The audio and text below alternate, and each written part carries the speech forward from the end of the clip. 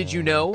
Mario's original name wasn't Mario, but it wasn't Jumpman either. Shigeru Miyamoto originally named him Mr. Video, and planned to include him in every video game Miyamoto developed as a sort of mascot. Even before this official naming though, Mario's design was referred to as Osan, which is Japanese for middle-aged guy. It's become well known that Mario got his name from Nintendo's warehouse landlord Mario Segali, but Luigi's name has a slightly more complex origin. Luigi's name comes from a pun on the Japanese word Ruigi, meaning similar. All of Luigi's character sprites in early Mario games were simple recolored copies of Mario sprites, and since Luigi was already an Italian name like Mario's, the name seemed to fit perfectly. Miyamoto has also stated that Mario and Luigi are mononymous, meaning that they have no last name. This statement also makes it clear that Mario and Luigi's surnames were incorrectly stated as Mario in Super Mario Bros. The movie, and that Miyamoto likely didn't have any part in the decision to give them a last name.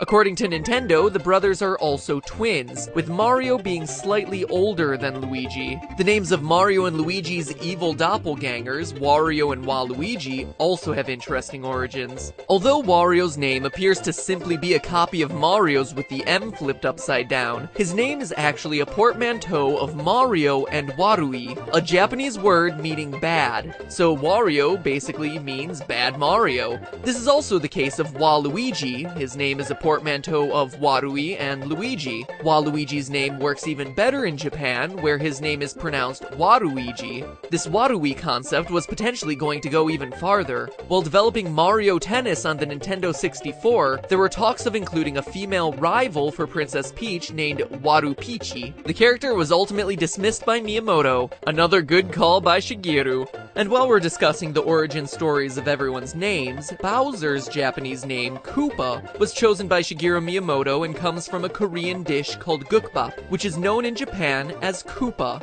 Other dishes Bowser was almost named after were yuca, which is raw beef, and bibimba, which is a mixed rice dish. Although the Koopa Troopa enemies inherited Bowser's Japanese name, they have a completely different name in Japan. They're known as Noko Noko, which is a Japanese word that's onomatopoeia for doing something nonchalantly or unconcernedly. The Goombas are called Karibo in Japan, which roughly means chestnut people. A strange name, especially when you consider the fact that Goombas are based on shiitake mushrooms. The Goomba's sprite was apparently mislabeled by one of the developers of the original Super Mario Bros., as they thought it resembled a chestnut. This is why the Goombas in Super Mario World look like chestnuts. That said, they aren't technically Goombas, as they're defined as a separate enemy called Kariban in the Japanese games.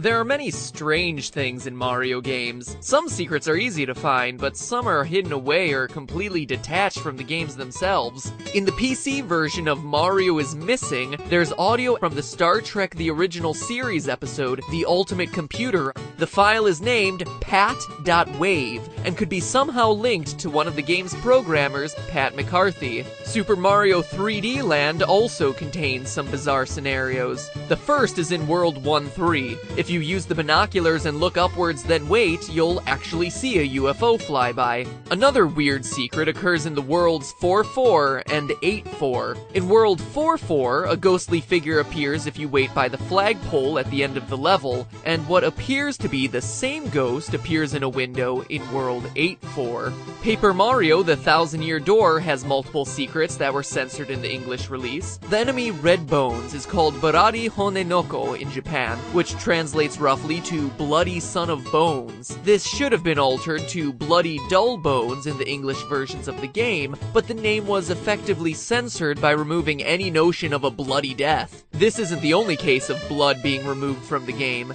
The house at the back alley of Rogueport's main square originally had a toad-shaped chalk outline and dried blood on the floor. Unsurprisingly, these signs of violence don't appear in the English version of the game. This is one of my favorites. Super Mario Sunshine has a very strange horror-inspired reference in the level Serena Beach. The mission The Manta Storm seems to be referencing Stephen King's The Shining. At the end of the book, which is very different from the movie, one of the characters notices a ghostly manta shape floating away over the hotel, and that it was paper thin, like a shadow. This shadow then broke into smaller and smaller forms before turning into smoke and drifting away. In the game, you break the manta into smaller and smaller pieces by squirting water at it until those pieces eventually puff away into the air. There's another strange secret in the Noki Bay. If you go inside the bottle where the red coins are, you should be able to find a small rock formation. Towards the back of the rocks, there's a small door inside that's impossible to open.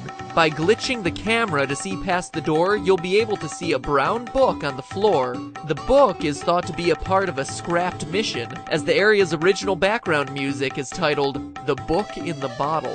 In Pokemon Red and Blue, if you go to Copycat's bedroom, you'll find a Super Nintendo with a game featuring Mario and a bucket on his head. This is a reference to the Japanese exclusive game Mario and Wario, another Nintendo game developed by Game Freak. It's strange that the game remained Japan exclusive, as the game itself is entirely in English. And finally, did you know that Mario may actually have a mental condition known as antisocial personality disorder? Hop through this warp pipe to see why he gets this diagnosis and what exactly it means for Nintendo's signature mascot. I'll be seeing you on the other side.